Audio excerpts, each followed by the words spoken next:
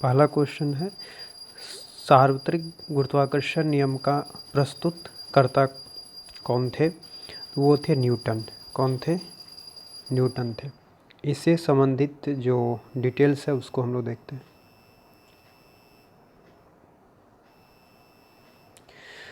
तो सार्वत्रिक गुरुत्वाकर्षण का नियम न्यूटन के द्वारा दिया गया। अब गुरुत्वाकर्षण क्या होता है? ब्रह्मांड के किसी भी वस्तु पर पृथ्वी के द्वारा जो बल लगाया जाता है उसको बोलते हैं गुरुत्वाकर्षण। उसे क्या कहते हैं? गुरुत्वाकर्षण कहते हैं। एफ बराबर होता है जी। ये जी जो है गुरुत्वाकर्षण नियतांक है। तो एफ बराबर जी m1 m2 बटे आर स्क्वायर, m1 m2 बटे आर स्क्वायर, यानी कि एफ बराबर m1 m2 बटे आर स्क्वायर। m जो है ये द्रव्यमान है। अब द्रव्यमान क्या होता है?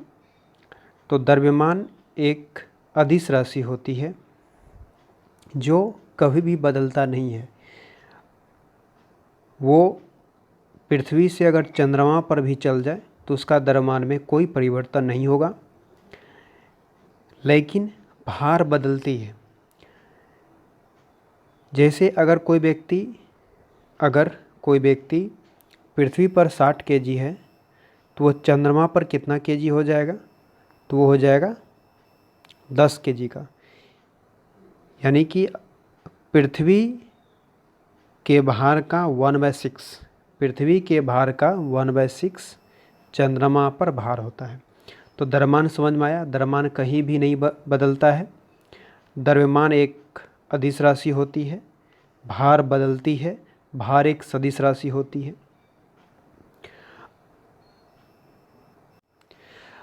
अब देखते हैं, जैसे F बराबर फार्मूला है m1 m2 बटे आर स्क्वायर। अगर m को दोगुना किया जाए, अगर m को यानी पहली पिंड को अगर दोगुना किया जाए तो जो बल है वो कितना गुना हो जाएगा? 2 गुना हो जाएगा। लेकिन अगर दूरी यानी r को 2 गुना किया जाए तो जो बल है वो 1/4 गुना हो जाएगा। अगर 3 गुना करेंगे तो 3 तिया 9, 1/9 गुना हो जाएगा। अगर 4 गुना करेंगे तो 1/16 गुना हो जाएगा। ठीक है। आगे है कैपिटल जी, जो गुरुत्वाकर्षण नियतांक होता है। जी बराबर 6.67 गुना 10⁻⁻11 न्यूटन मीटर स्क्वायर पर केजी स्क्वायर होता है। गुरुत्वाकर्षण का जो मात्रक होता है वह न्यूटन मीटर स्क्वायर पर केजी स्क्वायर होता है। अब देखते हैं गुरुत्व त्वरण। गुरुत्व त्वरण, जहाँ गुरुत्वाकर्षण को कैपिटल जी के द्वारा डिनोट किया जाता है वही गुरुत्व त्वरण को स्मॉल जी के द्वारा डिनोट किया जाता है। तो गुरुत्व बल के कारण जो त्वरण उत्पन्न होता है उसे हम लोग गुरुत्व त्वरण कहते हैं। जी का मान यानी गुरुत्व त्वरण, जी का मान पृथ्वी के केंद्र पर 0 होता है। जी का मान पृथ्वी के केंद्र पर 0 होता है। ध्रुव यानी पोल पर मैक्सिमम होता है और विषुवत रेखा पर मिनिमम होता है। विषुवत रेखा मीन्स पृथ्वी के बीचों बीच खींची गई रेखा, जिसे भूमध्य रेखा कहते हैं। तो हम लोग 3 क्वेश्चन देखें। स्मॉल जी का मान जो पृथ्वी है उसके केंद्र पर 0 होता है, ध्रुव पर मैक्सिमम होता है और विषुवत रेखा पर मिनिमम होता है। या पूछा जाए विषुवत रेखा से ध्रुव की ओर बढ़ने पर जी के मान पे क्या प्रभाव पड़ेगा? तो वो बढ़ेगा। क्या होगा? बढ़ेगा, इंक्रीज होगा। ठीक है, बढ़ेगा। आगे देख, हाँ अब जो है देखते हैं हम लोग जी देख रहे थे। जो विषुवत रेखा पे जी का मान जो है मिनिमम होता है, ध्रुव पे जी का मान मैक्सिमम होता है और पृथ्वी के केंद्र पर जी का मान 0 होता है। आगे क्वेश्चन देख रहे हैं, जो ऊंचाई, हाँ, अगर पृथ्वी की गति को बढ़ा दी जाए, पृथ्वी की गति को बढ़ा दी जाए तो जी का मान घट जाएगा, और पृथ्वी की गति को कम कर दी जाए तो जी का मान क्या हो जाएगा, बढ़ जाएगा। इसका मतलब है पृथ्वी की गति पर भी जी का मान निर्भर करता है। अगर पृथ्वी की गति बढ़ जाएगा तो जी का मान घट जाएगा, और पृथ्वी की गति कम हो जाएगा तो जी का मान बढ़ जाएगा। और क्या है, पृथ्वी से अगर हम लोग ऊपर जाते हैं या पृथ्वी से अंदर जाते हैं तब भी जी का मान क्या होता है, घटता है। पृथ्वी के अंदर जाने पर जी का मान घटता है, या हम लोग पृथ्वी से ऊपर जाते हैं तब जी का मान क्या होता है, घटता है। ठीक है,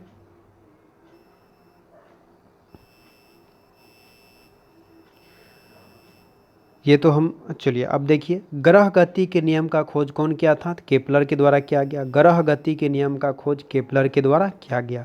ग्रह 8 होती है जो सूर्य का चक्कर लगाता है। सबसे छोटा ग्रह बुध होता है, सबसे बड़ा ग्रह बृहस्पति होता है। लेकिन अगर ये पूछा जाए ऐसे कौन से ग्रह हैं जिसके पास उपग्रह नहीं है, तो बुध और शुक्र है।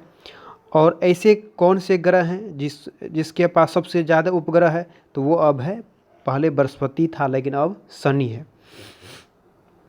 या कहा जाए रिंग वाला ग्रह किसे कहा जाता है, तो शनि को कहा जाता है। उसके बाद मॉर्निंग स्टार बुध को कहा जाता है। इवनिंग स्टार शुक्र को कहा जाता है। चमकीला ग्रह शुक्र को कहा जाता है। पृथ्वी का बहन या वैगनी शुक्र को कहा जाता है। तो ऐसे ग्रह का नाम बताए जिसके बीच जो है क्षुद्र ग्रह उपस्थित होता है।